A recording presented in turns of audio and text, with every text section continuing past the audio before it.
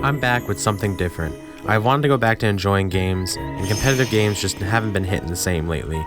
So I dusted off the Switch and turned it on and saw that the game I had wanted to come out has finally come out, and that game is Bravely Default 2.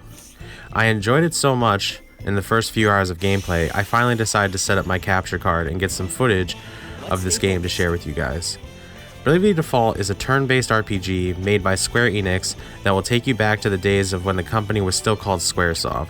The game is what classical RPGs is made of, with a nice facelift. It has an amazing soundtrack, and fun fact, it was done by the same people who did the music for Attack on Titan, which if you haven't watched it, you should watch it.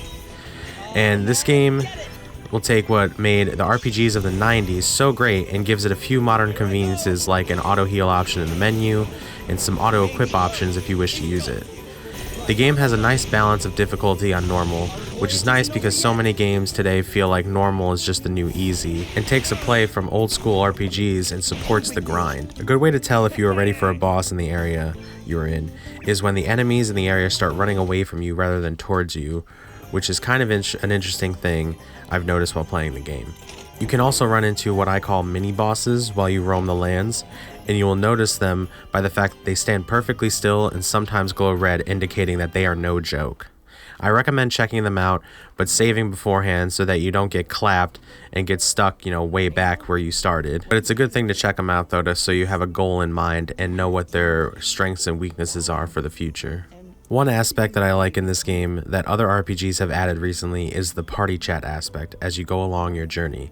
Have you ever wondered what your characters are talking about? Well, now you get the chance to see some of the conversations that they would have while traveling, which further enriches the story and character depth as you go along, which I think is a nice touch, which keeps you right in the story and the journey with your characters, even if the main events aren't happening at the moment.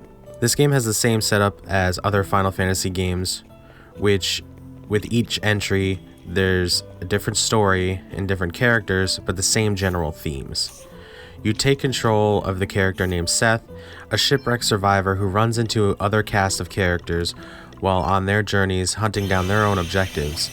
But the main plot of the story truly centers around Gloria, the princess of the ruined kingdom of Musa, which once housed the 4 elemental crystals, but they were lost during the fall of the kingdom, and her goal is to retrieve them and bring balance back to the realm. The story starts off as a bit of a slow burner, but once it takes off, it becomes a fantastic story. This game can support anywhere up to 50 to 70 hours of gameplay between side quests and mini bosses and the main story. This can also be a great game for you to pick up and play once in a while, as a hardcore RPG player or a casual RPG player. For those who like to play casually, it has a great mechanic for those who don't want to grind or don't have time, and that is the voyage option, which gives you the ability that while the game is in sleep mode, to collect items such as JP orbs and XP orbs to level up your character, which I think is a cool touch for the casual player. But make sure the game is open and in sleep mode, because closing the game won't have you earning anything. There's so much to break down in this game with its combat, but I'm going to try and simplify it. The name of the game is Bravely Default, which is due to the combat structure. In battle, you have normal stuff like attack and magic, items and abilities, but an added mechanic is Brave and Default, which these options you can choose either to default your turn and guard and gain BP, which you can save up to 3 to make multiple moves in one turn, or you can borrow up to 3 BP from future turns as well. If you are at 0 BP, be careful, because if you borrow from future turns, you won't be able to make that an action until you have gained back the BP you've borrowed. It seems like a mechanic you may or may not use at first glance, but it definitely is intertwined into the combat and adds another strategic element to the game that you will need to get used to if you haven't played other games in this series. This game is a must-buy for those who love the classical RPG genre, and a nice gateway game for those who want to maybe try out a turn-based RPG for the first time. I'm going to start covering more Nintendo Switch games in the future now that I am set up to do so, and cover more of a variety of games, so if you're into something like that, hit that subscribe button, and as always, have a great day.